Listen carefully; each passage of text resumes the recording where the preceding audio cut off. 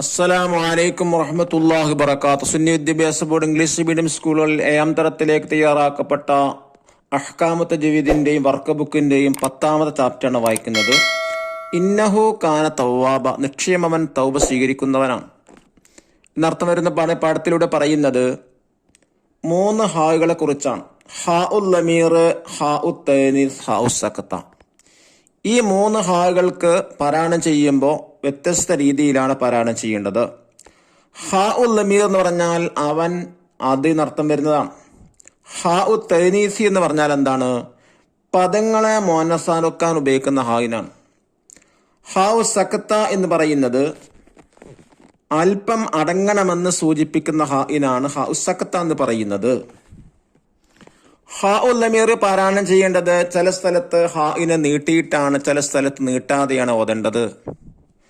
ഹാ ഉൽ തഅനീസ് പാരായണം ചെയ്യേണ്ടത് ശേഷമുള്ള പദത്തോട് ചേർത്ത് വായിക്കുമ്പോൾ താ ആയിട്ടും വഖഫ് ചെയ്യുമ്പോൾ ഹാ ആയിട്ടാണ് ഹാ ഉൽ തഅനീസിനെ പാരായണം ചെയ്യേണ്ടത്. ഉദാഹരണമായി ഹയ്യ അല സ്വലാഹ്, അവിടെ അവസാനം ഹാ ഉൽ തഅനീസാണ്. അവിടെ നിർത്തുമ്പോൾ ഹാ ആയിട്ടാണ് ഹയ്യ അല സ്വലാഹ്, ഹാ ആയിട്ടാണ് വായിക്കേണ്ടത്. ചേർത്തി ഓതുമ്പോൾ അവിടെ താ ആയിട്ടാണ് വായിക്കേണ്ടത്, പാരായണം ചെയ്യുന്നത്. ഉദാഹരണമായി അൽ ഖാരിയത്തു മൽ ഖാരിയ, അൽ ഖാരിയത്തു എന്ന് താ ആയിട്ടാണ് വായിക്കുക. നിർത്തുമ്പോൾ അൽ ഖാരിയ, ഹ ആയിട്ടാണ് വഖഫ് ചെയ്യേണ്ടത്. 3ാമത്താണ് ഹ ഉൽ സഖത. ഹ ഉൽ സഖത എന്ന് പറയുന്നത് വഖഫ് ചെയ്യാതെ ചേർത്തി ഓതുമ്പോൾ ശ്വാസം വിടാതെ ശബ്ദം അല്പം മുറിച്ചുകൊണ്ടാണ് ഹ ഉൽ സഖതയിൽ പാരായണം ചെയ്യേണ്ടത്. ഉദാഹരണമായി ഹലകന്നി സുൽത്താനിയ ഖുദൂഹു ഫഗുല്ലൂഹ്, ഇങ്ങനെ അല്പം അടങ്ങിയിട്ട് ആ സുക്കുള്ള ഹാ ഉപയോഗിക്കാം. നിർത്തുകയാണെങ്കിൽ ഹലകന്നി സുൽത്താനിയ, സഖത ചെയ്യാതെയാണ് വഖഫ് ചെയ്യേണ്ടത്. ഇന്ന് നമുക്ക് വായിക്കാം. ഉസ്താദ്, മസ്ജിദിൽ നിന്ന് മുഅദ്ദിൻ ഹയ്യ അല സ്വലാഹ് എന്ന് പറയുമ്പോൾ അവസാനത്തെ താ കേൾക്കുന്നില്ലല്ലോ.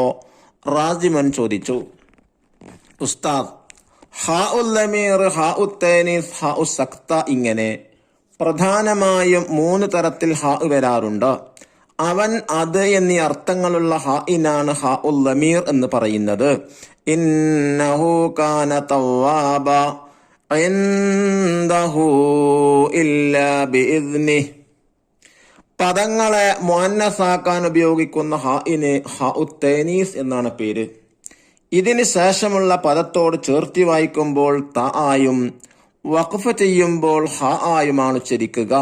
ഹയ്യ അല സ്വലാഹ്, ഖദ് ഖാമത്തിസ് സ്വലാഹ്, റാളിയതം മർളിയ, ഇവിടെ ഹ ആയിട്ടാണ് നിർത്തിയത്. അൽ ഖാരിയത്തു മൽ ഖാരിയ, അൽ ഖാരിയത്തു മൽ ഖാരിയ എന്ന് 2 ആയത്ത് ചേർത്തി എഴുതുമ്പോൾ അൽ ഖാരിയത്തു എന്ന് ത ആയിട്ടാണ് വായിക്കുക. അതല്ല അൽ ഖാരിയ എന്ന് വഖഫ് ചെയ്യുമ്പോൾ ഹാ ആയിട്ടുമാണ് വഖഫ് ചെയ്യുക. 3ാമത്തെ ഒരിനം ഹാ കൂടെയുണ്ട്. കിതാബിയ, ഹിസാബിയ, മാലിയ, മാഹിയ, സുൽത്താനിയ പോലെയുള്ള ഇവിടെ അവസാനമുള്ളത് സഖത്തിന്റെ ഹാകളാണ്. അല്പം അടങ്ങണമെന്ന് സൂചിപ്പിക്കുന്ന ഈ ഹാകൾക്ക് സുക്കൂനായിരിക്കും. വഖഫ് ചെയ്യാതെ ചേർത്തിയോതുമ്പോൾ ശ്വാസം വിടാതെ ശബ്ദം അല്പം മുറിച്ചുകൊണ്ടാണ് ഹാ ഉൽ സഖതയിൽ പാരായണം ചെയ്യേണ്ടത്. ഇനി ഓരോ ഹാകൾക്ക് ഉദാഹരണം പറയാണ്. ഹാ ഉൽ തഅനീസ്, നിഅമത്തല്ലാഹ്, അസ്സബാനിയ, സുഹുഫൻ മുതഹ്ഹറ, റാളിയതൻ മർളിയ, അൻ-നഫ്സുൽ മുത്മഇന്ന. ഇനി ഹാ ഉൽ ലമീർ ഉദാഹരണം. വസാഖഹു അഹദ്, അദാബഹു അഹദ്, ലഹു ദിക്റ, ഫഅതസ് ബിഹി ഖൗമഹ, അലൈഹി റിസ്ഖുഹ്. ഇവിടെ നീട്ടിയിട്ടും നീട്ടാതെയും ഉദാഹരണങ്ങളുണ്ട്. 3ാമത് ഹാ ഉൽ സഖത. കിതാബിയ, ഹിസാബിയ, മാലിയ, സുൽത്താനിയ, ലം യതസന്നഹ്. ദഫ്തർ ത്വാലിബുകൾ ചെയ്യുക. നോക്കൂ. അൽ ഖിറാഅത്ത് വൽ ഹിഫ്ള് 1. നഖറ സൂറത്തുൻ നിസാ 37 മുതൽ 94 വരെയുള്ള ആയത്തുകൾ പാരായണം ചെയ്യുക. മുറാഅത്തിൽ ഈ പറയപ്പെട്ട ഹാകൾ മനസ്സിലാക്കിയിട്ടാണ് പാരായണം ചെയ്യേണ്ടത്. രണ്ടാമത്തെ നഹ്ഫുൽ സൂറത്ത് യാസീൻ 69-74.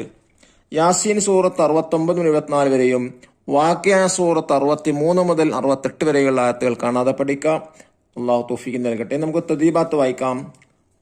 ഫസ്റ്റ് ആക്ടിവിറ്റി എന്താണ്? നസിൽ മാച്ച് ഫോളോവിംഗ് ആണ്. 1 ഹാഉൽ ലമീർ letter C അദാബഹു Ahad. 2 ഹാഉ തനീസ് letter A മൽ ഖാരിഅഹ്.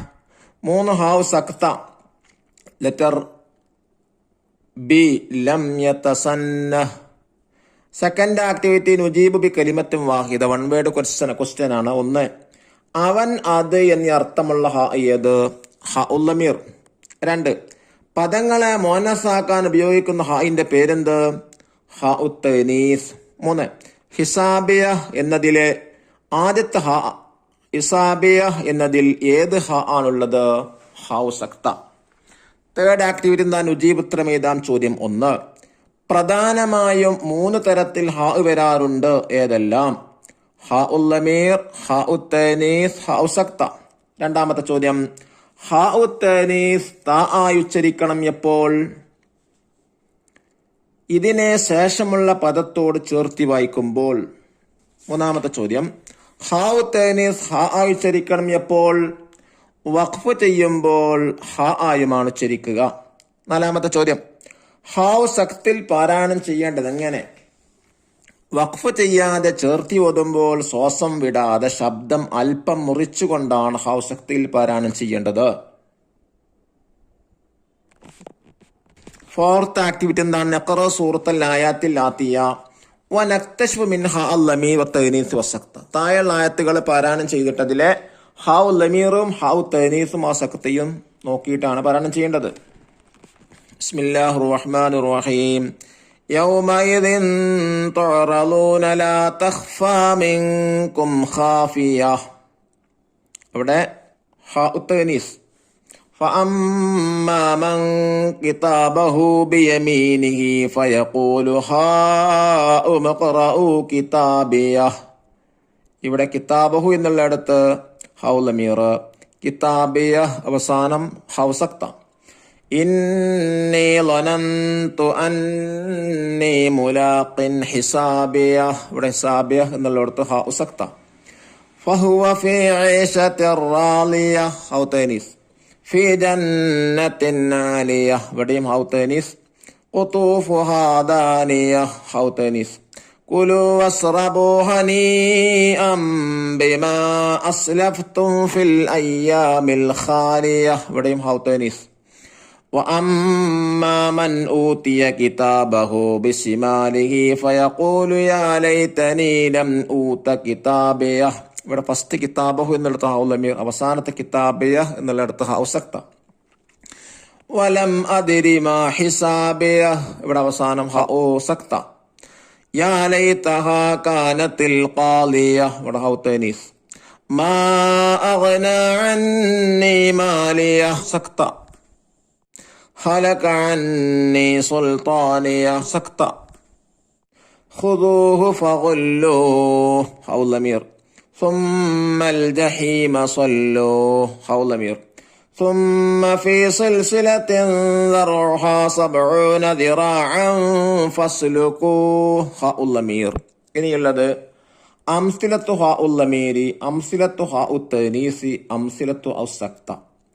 ഒന്നാമത്തെ കോളത്തിൽ ലമീറിന്റെ 2 ഉദാഹരണങ്ങൾ, ഹൗ ലമീറിന് 2 ഉദാഹരണങ്ങൾ. രണ്ടാമത്തെ കോളത്തിൽ ഹൗ തനീസിന്റെ 2 ഉദാഹരണങ്ങൾ.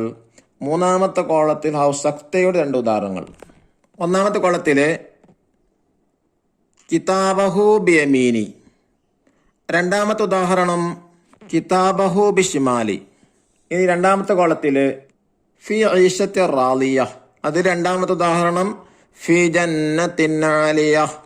മൂന്നാമത്തെ കോളത്തിൽ ഒന്നാമത്തത് അന്നി മുലാഖിൻ ഹിസാബിയ, ലം ഊത കിതാബിയ.